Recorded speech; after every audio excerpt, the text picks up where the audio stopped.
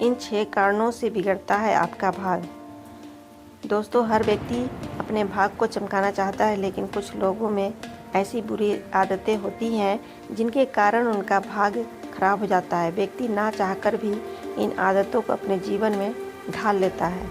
आइए जानते हैं कौन कौन सी है वे बुरी आदतें। नंबर 1, दरवाजे पर भगवान की फ़ोटो लगाना। नंबर 2, बिना दान किए भंडारे में पेट भरकर खाना। नंबर 3, चोरी की चप्पलें और कपड़े पहनना। नंबर 4, मुफ्त का भोजन करना। नंबर 5, शत्रु का नमक खाना। नंबर 6, दीवारों पर हद से ज़्यादा खूंटी या कील गाड़ना। नंबर 7, बुजुर्ग या बच्चों को से खरीदारी करते समय ज़्यादा मोल भाव करना। नंबर 8, दान हमेशा रिश्तेदारों या पहचान के लोगों को देना। नंबर 9, ऑफिस के बैग में पर्स के लिए कोई स्थान नहीं होना। नंबर 10, बड़े बुजुर्गों की या किसी कमज़ोर की बद्दुआ लेना। नंबर 11, घमंड करना। नंबर 12, मंदिर से लौटकर पैर धोना। दोस्तों, मंदिर से आकर तुरंत पाँव धोना अशुभ माना जाता है, इसलिए कभी भी मंदिर से लौटकर पैर न धोएं, ऐसे में देवता नाराज होते हैं। नंबर 13, दोस्तों, पर्स में हम सभी पैसे रखते हैं, लेकिन अगर आप पर्स में सिक्के और नोट को एक साथ रखते हैं तो इससे आपको आर्थिक परेशानी का सामना करना पड़ सकता है, इसलिए सिक्के और नोट को अलग अलग रखें। नंबर 14, दोस्तों, पूजा पाठ के दौरान भगवान को भोग लगाना चाहिए, लेकिन कभी भी प्लास्टिक पैकेट या डिब्बे सहित भोग भगवान को अर्पित ना करें। ब्राह्मण भोज। ब्राह्मण को भोज कराने से भगवान और पितरों का आशीर्वाद प्राप्त होता है, इसलिए घर आए ब्राह्मण को कभी भूखा ना जाने दें। उन्हें भोजन कराएं और यथाशक्ति दान दक्षिणा भी जरूर दें।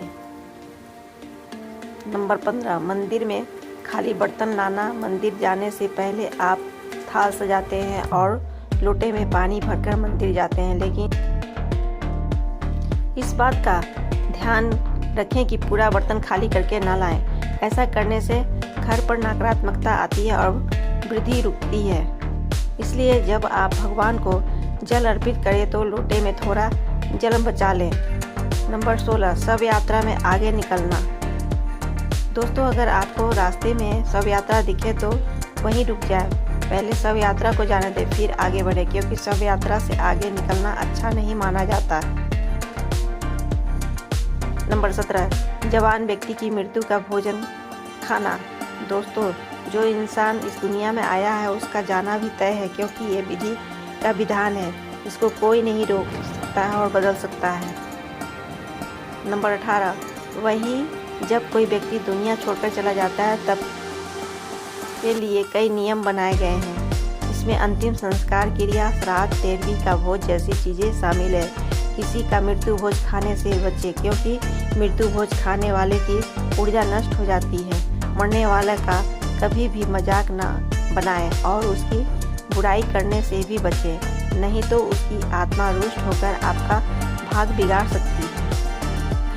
नंबर 19, अपने ही परिवार की बुराई करना। दोस्तों, कुछ लोग दूसरों के सामने अपने परिवार के सदस्यों की बुराई करते रहते हैं। ऐसा करने से उनका भाग्य खराब हो जाता है, इसलिए कभी भी अपने परिवार के सदस्यों की बुराई नहीं करनी चाहिए। नंबर 20, नकारात्मक सोच रखना। कुछ लोग हमेशा नकारात्मकता ही सोचते रहते हैं। ऐसा सोचने से उनके अंदर नकारात्मक ऊर्जा उत्पन्न हो जाती है। ऐसी सोच वाले व्यक्तियों का भाग्य खराब हो जाता है, इसलिए कभी भी नकारात्मक नहीं सोचना चाहिए। नंबर 21, अपनी इज्जत स्वयं करना। दोस्तों, जो लोग दूसरों के सामने दीनहीन बने रहते हैं, हमेशा दूसरों के सामने अपना रोना रोते रहते हैं, उनका भी भाग्य खराब हो जाता है, इसलिए कभी भी दूसरों के सामने दीनहीन ना बने। नंबर 22, क्रोध करना। क्रोध मनुष्य का सबसे बड़ा दुश्मन है। जो लोग अत्यधिक क्रोध करते हैं उनका भी भाग्य खराब हो जाता है। गुस्से को हमेशा नियंत्रण में रखना चाहिए। नंबर 23, दोस्तों, सुख समृद्धि की चाह रखने वालों को कभी भी सूर्योदय के बाद देर तक सोना नहीं चाहिए, बल्कि सूर्योदय से पहले ही ब्रह्म मुहूर्त में उठना चाहिए। प्रातःकाल बगैर दांत और मुंह साफ किए बगैर चाय भोजन आदि नहीं ग्रहण करना चाहिए। इसी प्रकार बगैर स्नान किए या फिर जूठे हाथों से गौ, ब्राह्मण, अग्नि और मंदिर आदि का स्पर्श नहीं करना चाहिए। नंबर 24 दोस्तों, मानता है कि रात के समय बाहर कपड़े नहीं सुखाने चाहिए, क्योंकि रात के समय बाहर नकारात्मक ऊर्जा भ्रमण करती है, जो सूखे हुए कपड़ों के माध्यम से आपके घर में प्रवेश कर जाती है और घर में दुर्भाग्य लेकर आती है। नंबर 25 दोस्तों, जीवन में यदि सुख सौभाग्य की कामना हो तो कभी भी बिस्तर में बैठकर खाना नहीं खाना चाहिए और ना ही जूठे हाथ से रुपये पैसे छूना चाहिए। नंबर 26 सनातन परंपरा के अनुसार गुरुवार के दिन घर में ना तो पोछा लगाना चाहिए और ना ही कपड़े धुलने और प्रेस करना चाहिए। मानता है कि ऐसा करने पर धन की देवी माँ लक्ष्मी नाराज होकर घर से चली जाती है। नंबर 27 दोस्तों, यदि आपको लगता है कि आपका भाग रूठ गया है तो प्रातःकाल जल में हल्दी मिलाकर घर के मुख्य द्वार पर और घर के चारों कोनों में छिड़के।